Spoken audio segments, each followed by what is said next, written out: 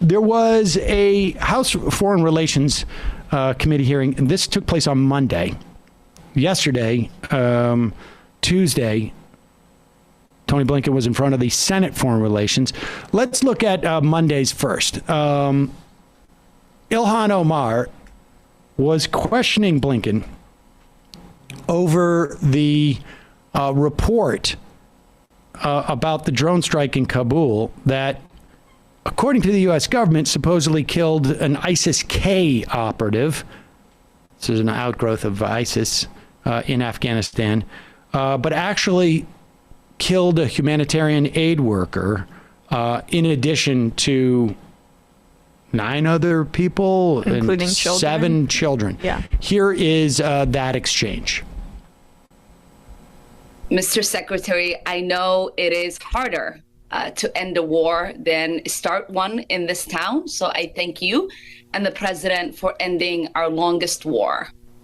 Over the weekend, both the New York Times and Washington Post reported that August 29th drone strike that supposedly prevented a car bomb attack at the airport in Kabul instead killed Samari Ahmadi, an aid worker, and his family. The strike happened when there was a lot of eyes on Kabul, but it's not unusual for U.S. drone strikes to kill civilians. It is not unusual for the U.S. government to claim it killed terrorists instead.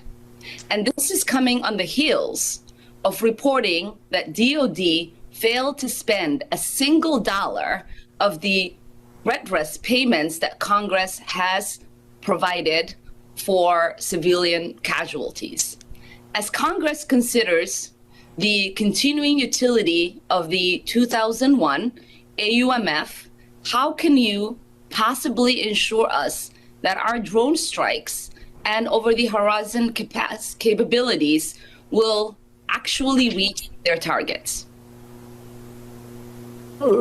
First, when it comes to moving forward, I hope that we can, again, take this up in a different setting and different session. I know with regard to the drone strike that you're referring to, that is being looked at very, very, very carefully by others in the administration so that we understand exactly what happened or what didn't happen.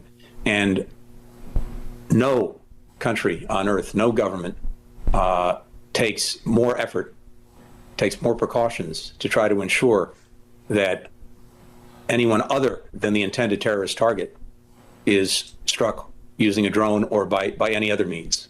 I don't think so. Certainly, we know that in the past, civilians have been hurt and have been killed. No other country does this at the rate that we do. That's right. We're the drone strikers. Like, it's like being the only, I don't know, person in the room who's doing something and then saying, but we're the best at it and we try the hardest. Couldn't even come up with one thing. The other sort of conclusion one could draw from that, even if one was to take at face value what he was saying, is that maybe there's no way to do this without killing civilians.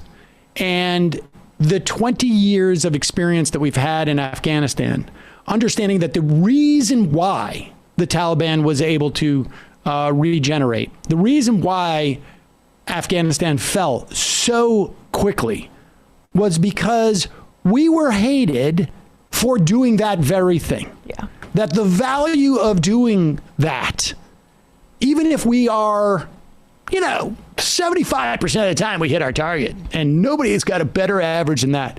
Maybe that just doesn't work. Maybe killing civilians is a bad strategy, even if you're not trying to, because no one who is not lying would ever say that we can launch whatever it is, precision targeted strikes, however you want to talk about it, without killing civilians. And the fact is that we keep getting more and more evidence. And this, never mind the morality of this, just from their own efficacy standpoint, just even with every single one of their principles stipulated, it's not effective.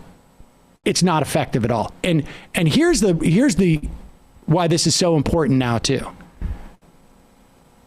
They're going to be that bad at targeting when we still have troops on the ground, when all eyes are on Kabul, when getting out of there is without casualties is the number one agenda.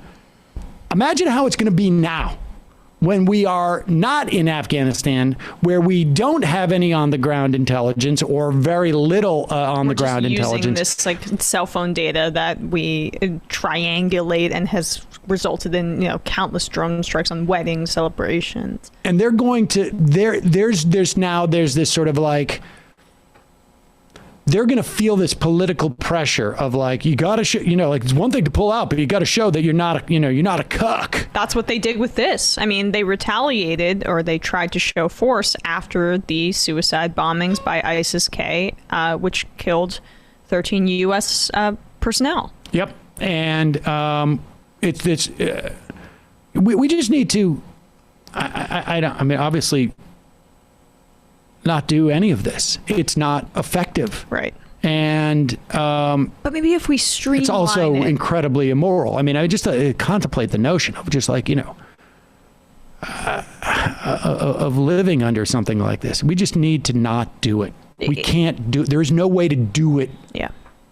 To achieve the ends that they supposedly want. And like the cognitive dissonance too. One, it's why having someone like Ilhan Omar in Congress is so important, is because no one in this country has known what it's felt like to have a war zone in the United States, like who are to live living right now, to live through the fear of, say, you're parking your car as a humanitarian and a drone takes you out and multiple children in your family.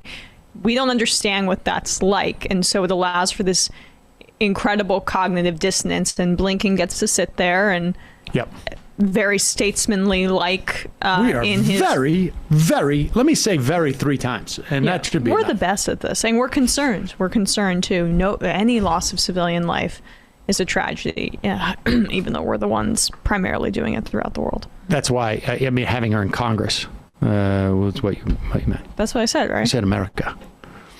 Well, that too. Well, there's some in America, but Congress is even. Love her at being in America.